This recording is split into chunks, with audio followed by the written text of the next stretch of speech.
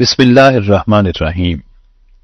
سننے والوں کی آسانی کے لیے یہ لیکچرز سوالن جواباً بنائے گئے ہیں تاکہ ہر پہلو تربیتی انداز میں مکمل اور بھرپور طور پر سمجھا جا سکے۔ سوال نمبر 1، عقیدہ کسے کہتے ہیں؟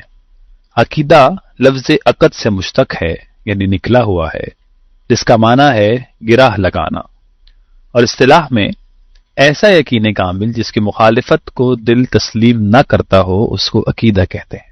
عقیدے کی بنیادی طور پر دو قسمیں ہوتی ہیں، عقائد قطعیہ اور عقائد ظنیہ۔ عقائد قطعیہ سے مراد وہ ضروریات دین کے عقائد ہیں جن کے ثبوت کے لیے قرآن کی دلیل قطعی یا خبر متواتر کی حاجت ہوتی ہے، مثلا اللہ تعالیٰ کا ایک ہونا یعنی اس کی وحدانیت، ختم نبوت، قیامت، جنت، جہنم وغیرہ کا وجود۔ ان عقائد کا انکار کفر ہوا کرتا ہے۔ دوسری قسم عقائد ظنیہ ہوتی ہے۔ ان سے مراد وہ عقائد ہیں جو ضروریات دین میں سے تو نہیں ہوتے، ان کا انکار کفر بھی نہیں ہوتا، لیکن گمراہی ضرور ہوتا ہے۔ ان عقائد کا ثبوت دلیل ظنی یا خبر واحد سے ممکن ہوتا ہے، جیسے قبر کا عذاب۔ سوال نمبر 2، عقائد کے ماخذ کیا ہیں؟ یعنی وہ کیا چیزیں ہیں جن سے ہم عقائد کو نکالتے ہیں، اخذ کرتے ہیں۔ عقائد کے ماخذ 4 ہیں۔ نمبر 1 قرآن، نمبر 2 حدیث شریف، نمبر 3 سواد اعظم، اور نمبر 4 عقل سلیم۔ سوال نمبر 3، ضروریات دین سے کیا مراد ہے؟ ضروریات دین سے مراد وہ عقائد ہیں، یعنی دین کی وہ بنیادی باتیں ہیں جنہیں ہر خاص و عام مسلمان جانتا ہے۔ ان کے ثبوت کے لیے دلیل قطعی کی حاجت ہوتی ہے، اور ان عقائد کا انکار کفر ہوا کرتا ہے، جیسے اللہ تعالیٰ کی وحدانیت، ختم نبوت، قیامت، جنت، جہنم وغیرہ۔ سوال نمبر 4، نبی کسے کہتے ہیں؟ نبی اس بشر عظیم کو کہتے ہیں جس سے اللہ تعالیٰ نے ہدایت پہنچانے کے لیے چنا ہوا ہو۔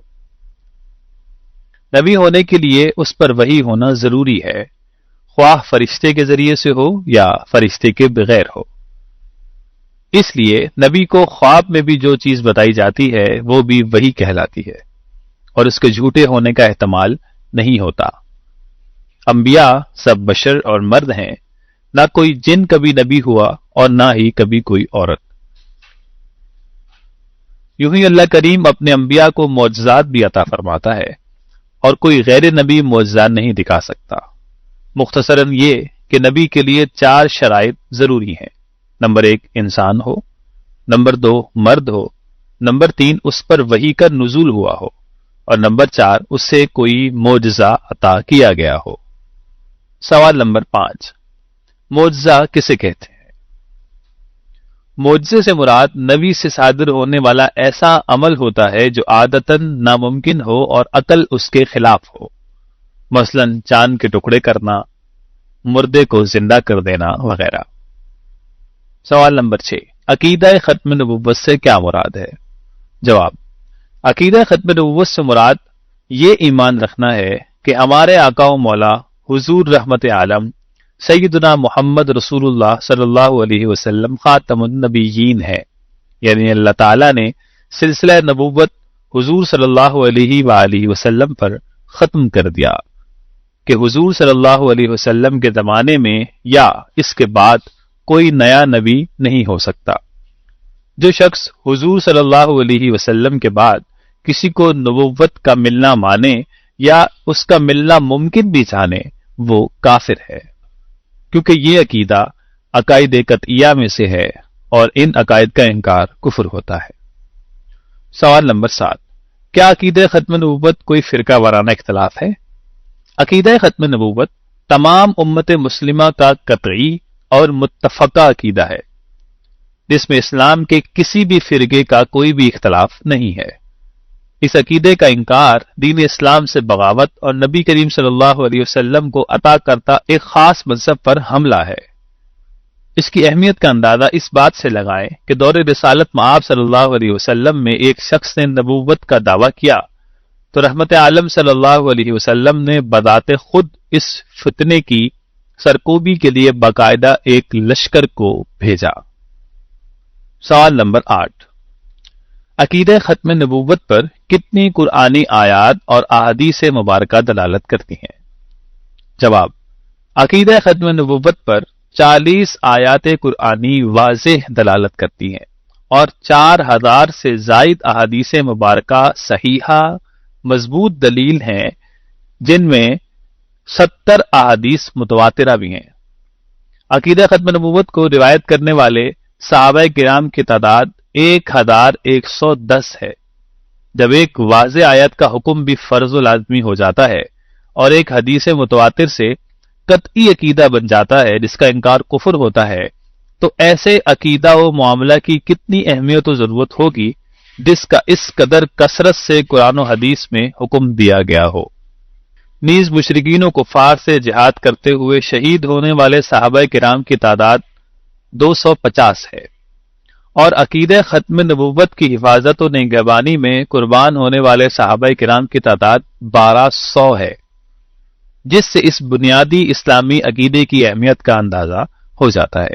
اس کی مزید تفصیل کے لیے ادارہ رشد و ہدایت کے تحت چھپنے والی کتاب عقیدہ ختم نبوت کی رشد و ہدایت کا مطالعہ کیجیے۔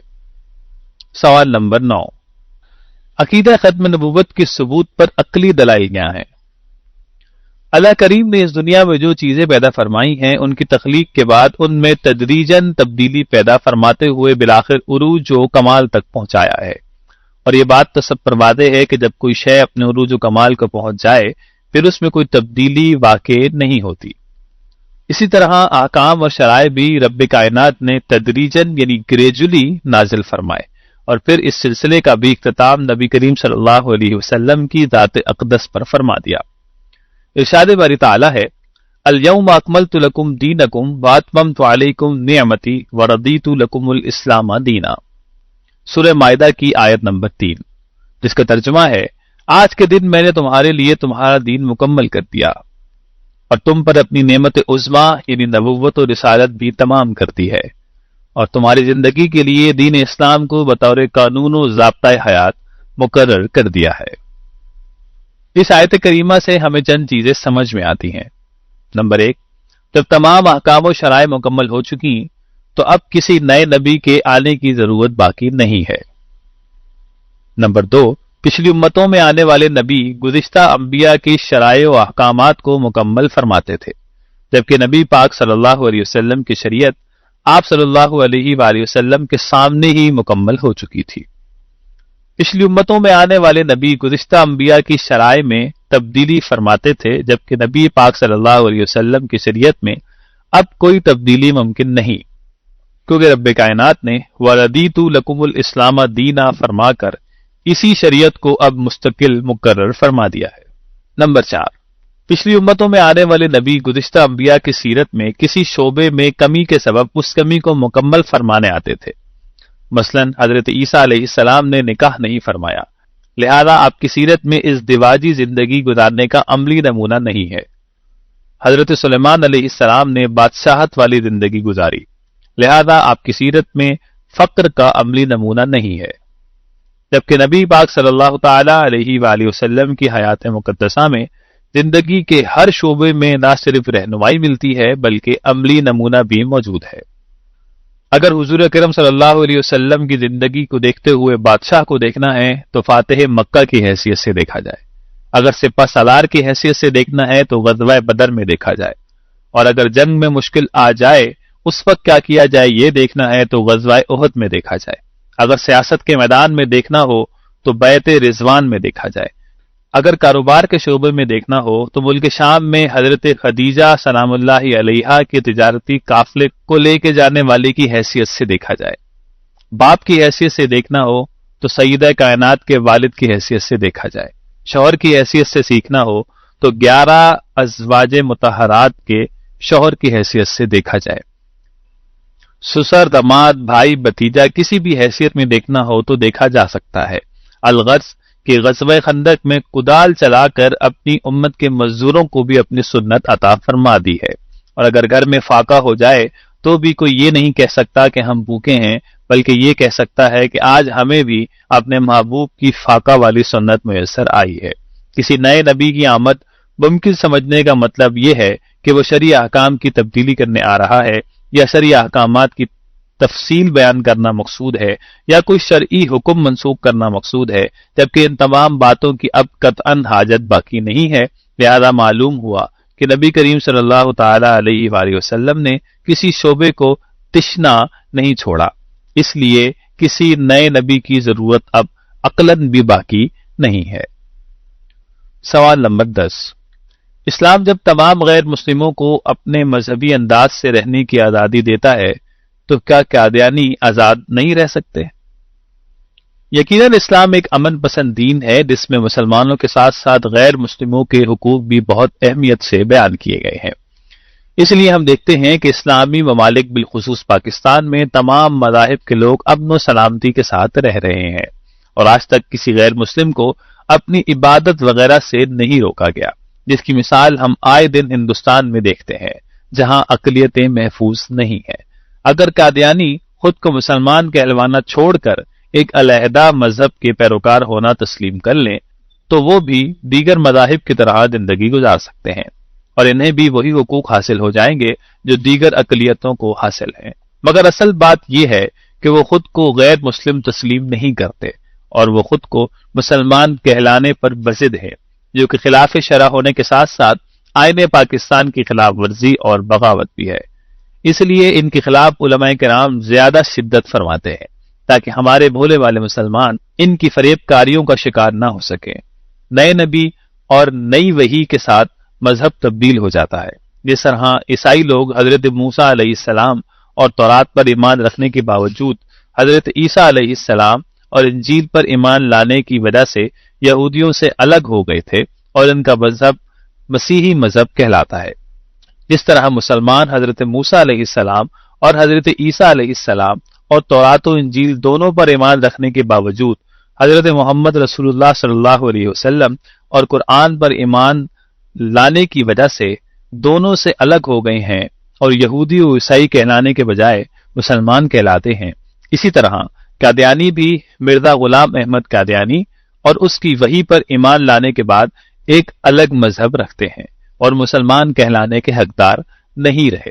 چنانچہ نئی نبوت کے غلط ہونے سے قطع نظر معروضی صورتحال کا منطقی اور فطری تقاضا بھی یہی ہے کہ وہ اپنے مذہب کے لیے الگ نام طے کریں، مسلمان کہلانے کی ضد نہ کریں۔ سوال نمبر 11، دیگر مذاہب کا اتنے زور و شور کے ساتھ رد نہیں کیا جاتا تو قادیانی مذہب کے خلاف اتنی شدت کی وجہ کیا ہے؟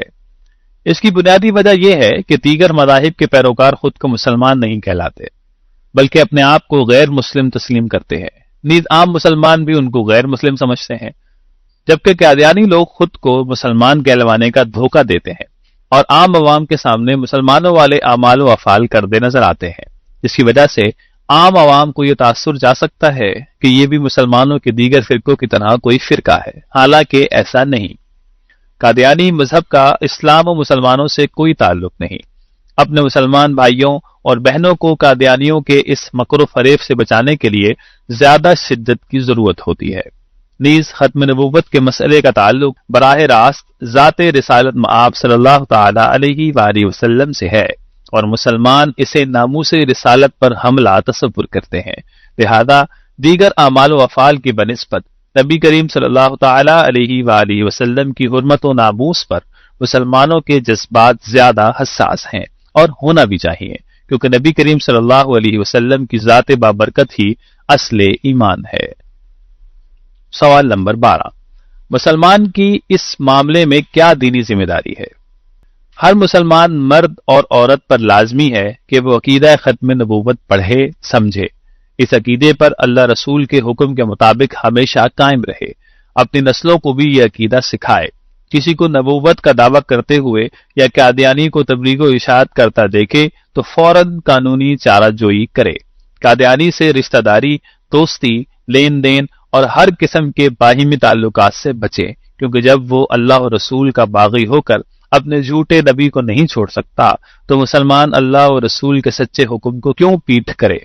اپنے علم اور معلومات کے مطابق اس عقیدہ مبارکہ کی تبلیغ کرے اور محمدی ہونے کا ثبوت دے، قادیانیوں کی بڑھتی ہوئی سازشوں کے خلاف اپنی طاقت کے مطابق آواز اٹھائے تاکہ روز حشر ناموس رسالت اور عقیدہ ختم نبوت کا سپاہی کہلائے۔